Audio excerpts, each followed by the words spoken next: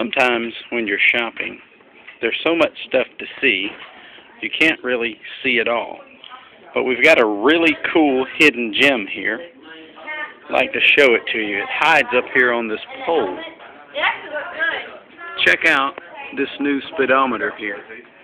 I'm going to push this button on the display, show you some of the cool things that it does.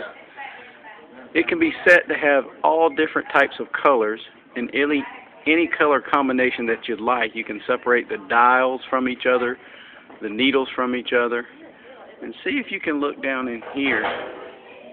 It's got your built-in fuel gauge, it's got a clock, it's got a gear indicator that moves. You know, if you've got an older bike and you're looking to maybe get something fresh, this might be the way to go.